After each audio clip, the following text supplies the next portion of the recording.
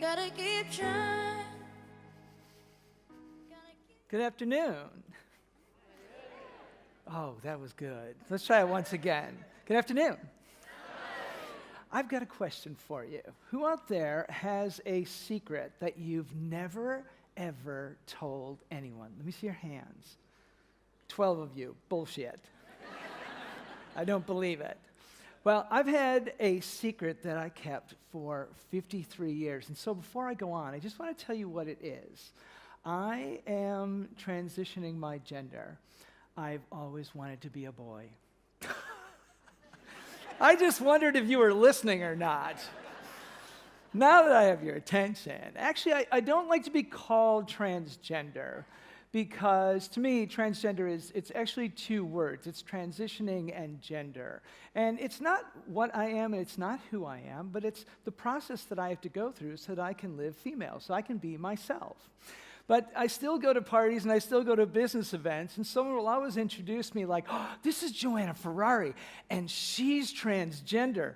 Like I'm a species from another frickin' planet, right? I just want to go, nanu, nanu, greetings, Earthling, you know? But I don't really want to talk too much about transgender today. But what I do want to do is I want to build a bridge, because a lot of times people think that who I am and what I'm going through is so far removed from your life and your world. So I'm going to do something that I don't really like to do. I don't really like to show my past pictures and who I was too much. But I do know this. If I show it to you, I don't want you to be looking at my story. I want you to see, if you can see how you became you as we go through the story. And then I'll give you a few things that I've learned from going through this transition. Fair enough? Okay, great. So, this is me when I was very, very little, and it says dopey, right? Because we always end up dealing with labels. I mean, when I was born, the doctor said, you're male. My mom and dad said, you're John. So that's how they expected me to grow up. Well, my mom had the 7 dwarfs over my bed. Apparently, I got a hold of dopey and ate him, so my mom decided to label me dopey.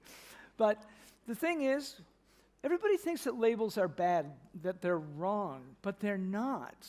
They're just not. There's so many different types of labels. And you know what the worst labels are? The ones that you put on yourself on the inside. And we learn to do that from a very young age. But have a look at this guy. Bright red hair, right? And built like a Christmas tree. It looked like a frickin' ornament on my head. And I got my butt kicked like every day. And when I didn't get my butt kicked, you know what I did? I went out and caused some mischief just so that I could keep wearing the label that people put on me. But that little guy got called gay. He got called sissy. He got called a girl. Little did they know.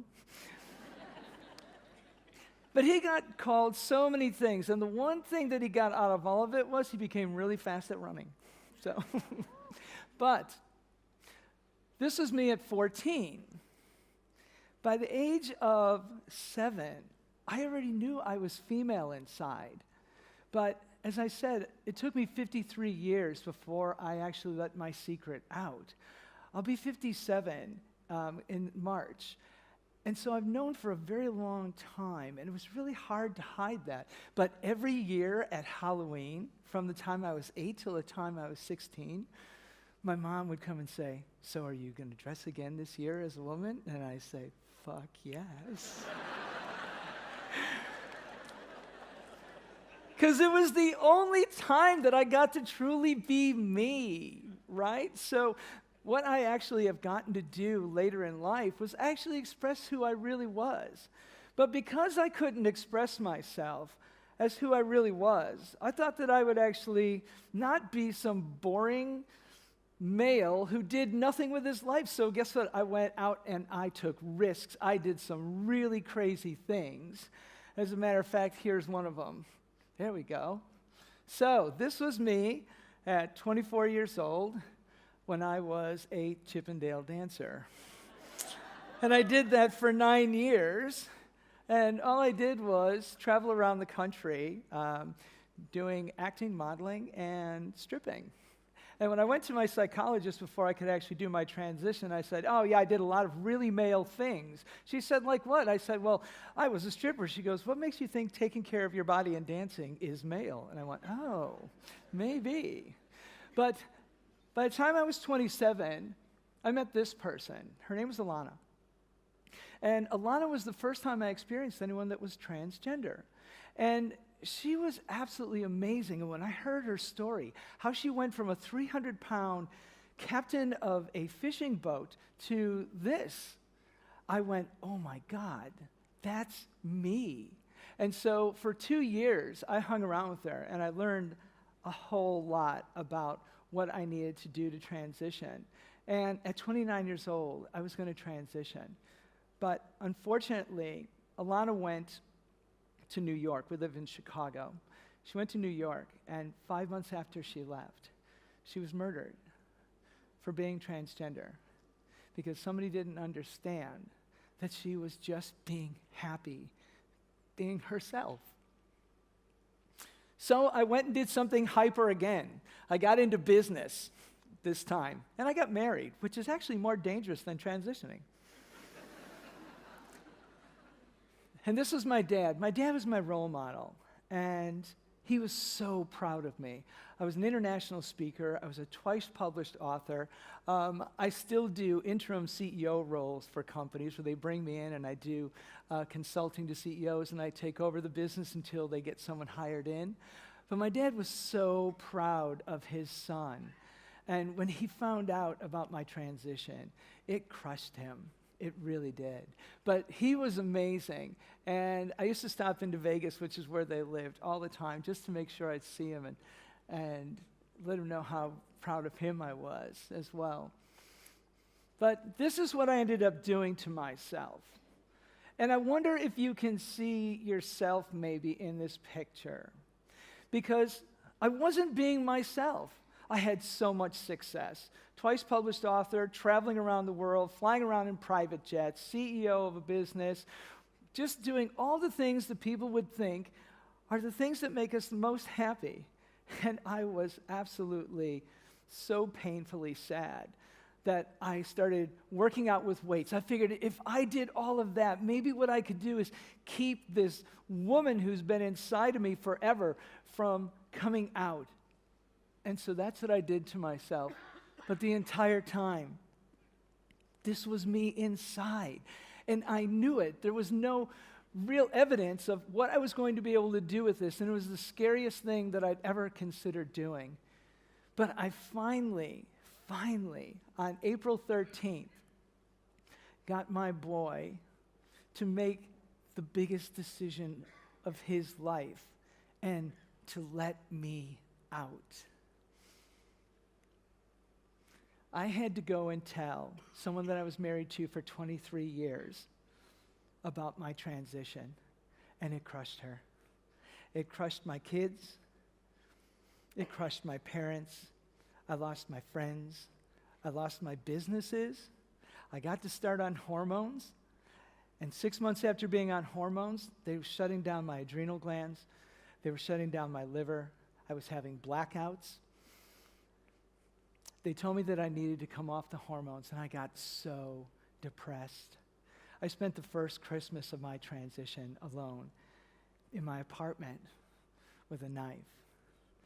And I'm not proud of that, but I'm telling it to you because when you feel like there's no control in your life, when you are not happy, the only thing you feel like you have control over is whether or not you live or not. And that's where I was at. Luckily, I survived. So this is me on April 13th, 2013. And it's been an incredible roller coaster of a ride, I can tell you that. Because I got to the point where I couldn't get work because people didn't want to understand who I was. I got to 79 cents in the bank account.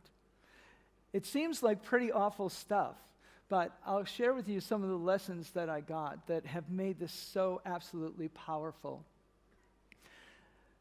Here's the one thing I will share with you.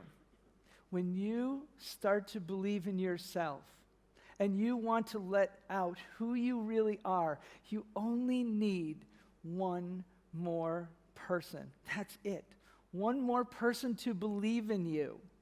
And between the two of you, you get so strong because you just know there's at least one person who has your back.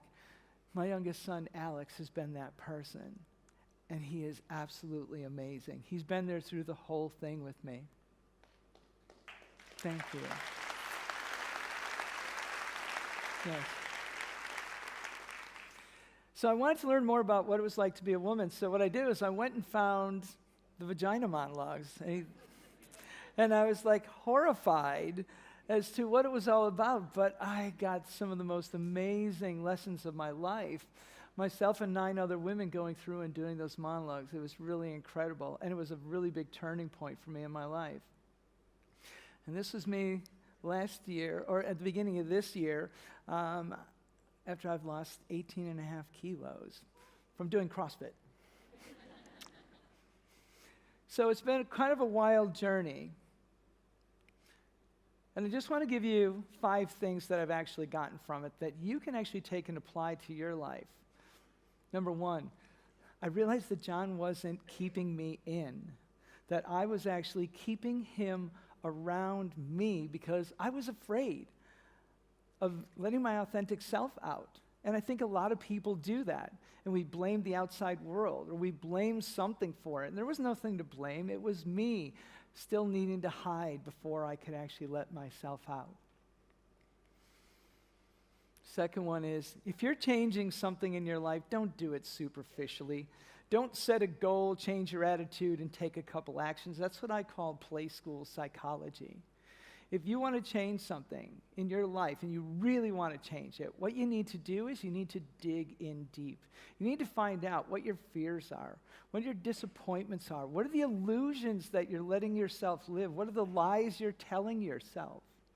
When you get rid of those type of things, you can actually have whatever you want. And this is what helps you to build the shield of resilience that lets you get to the 2 things that every human being wants. One is love, and the other is happiness. That's it. Everything else is superfluous when you've got those 2. Here's the third one. You've got to learn to have some patience with yourself, because not many people love themselves well. Not many people trust themselves. Not many people accept themselves for who they know they really are inside. And the reason we do that is because we're so afraid of what our world is going to say if we actually act out and become who we really and truly are. And do you go through some pain? You sure the hell do. You don't get away from that. But it is so worth it because you get to live your truth. I think that this one is really important.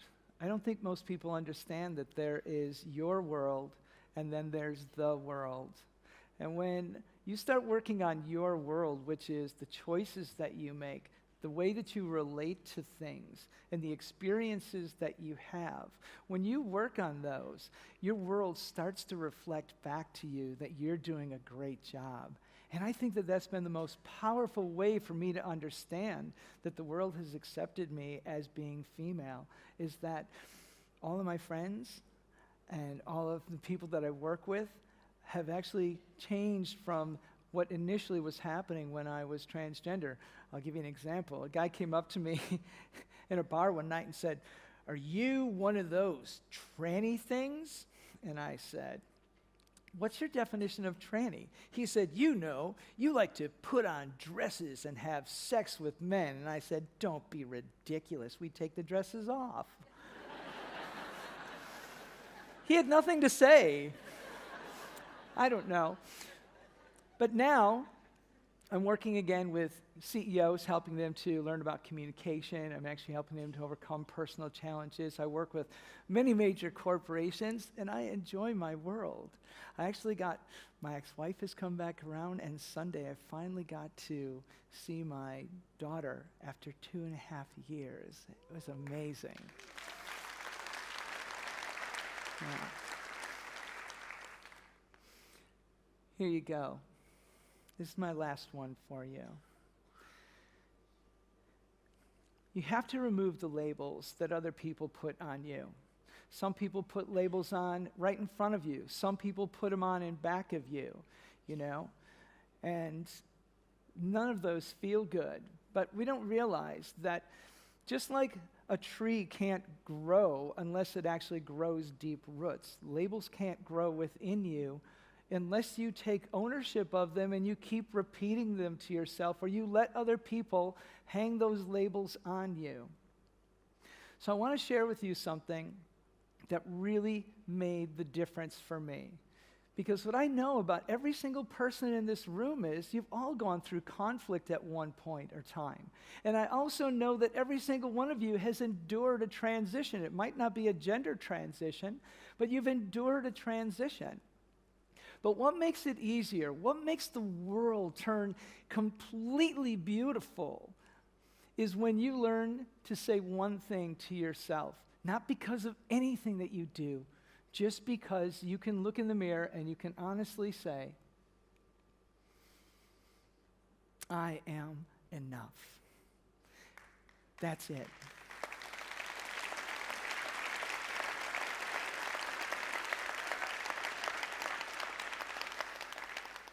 When you can say this and look in the mirror and look yourself in the eye, I can guarantee you it won't be long before your world is starting to actually give you the things that you really want and accepting you for who you really are. It's the most incredible experience you'll ever have. I just want to say thank you so much for letting me play with you today, and I hope you enjoy the rest of the day. Thank you. There's always gonna be